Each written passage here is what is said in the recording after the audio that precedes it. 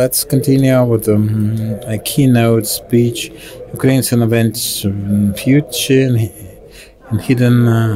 is hidden in plain sight. Shruti Mehrotra, a founding partner and CEO of Sila Capital.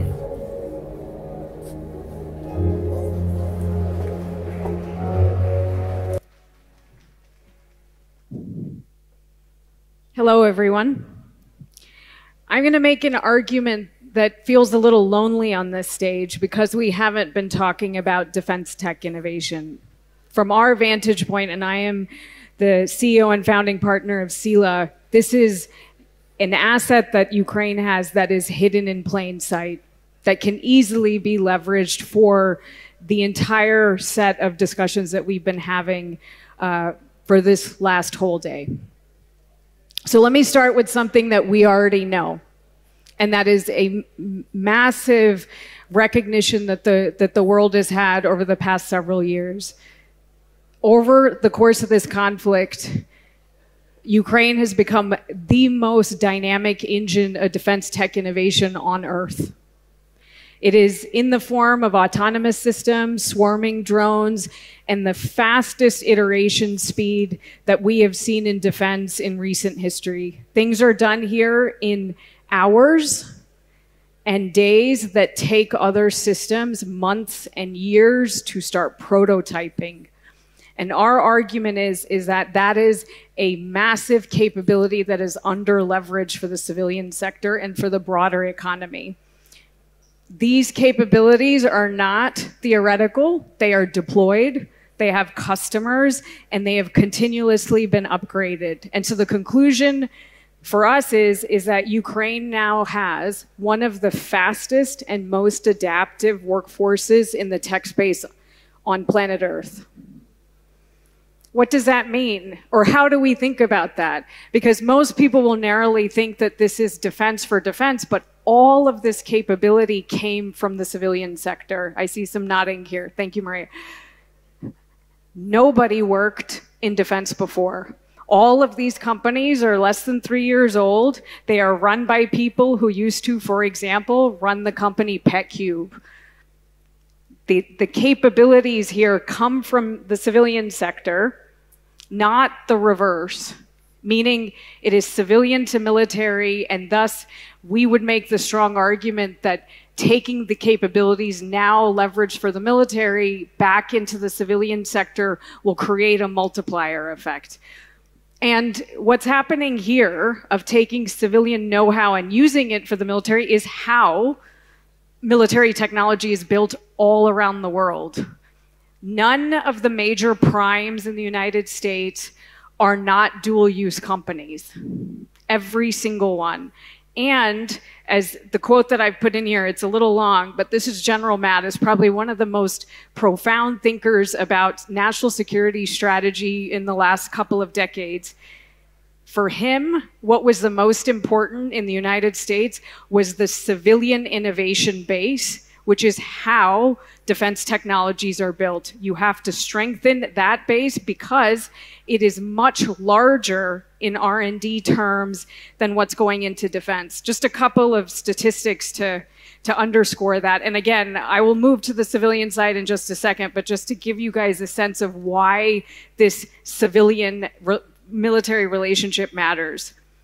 In 1960, the United States Pentagon budget represented 70% of all R&D on planet Earth. It's now 3.7%. In 2023, 5 companies alone had $229 billion of R&D, which dwarfs the Pentagon's R&D budget. Finally, the combined R&D of the 4 big US primes in defense is less than the R&D that a single company uses, which is Google. So just to give you a sense, the source of innovation is civilian at scale by the vast majority. That has been feeding into international defense, including in Ukraine, and our strong advocacy here is that it needs to continue that cycle back into civilian for the future of the economy. Wartime capability, huge civilian advantage. And so as people say, that it is a globally known strength that Ukraine has to have defense tech innovation, and we are saying that has huge capabilities for the civilian side. I could say many things, but it can go from robotics, civilian robotics, logistics, AI-enabled ag tech, and I would say autonomy in general.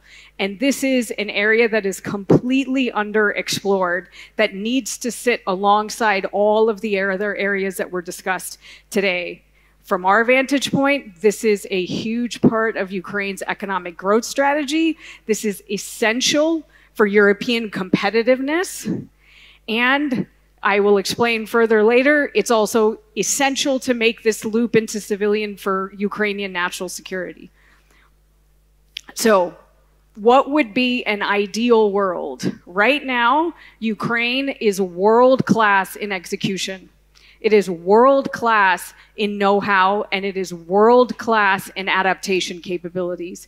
That is seen from the military sector without a shadow of a doubt, and I would really contest anyone else to suggest otherwise.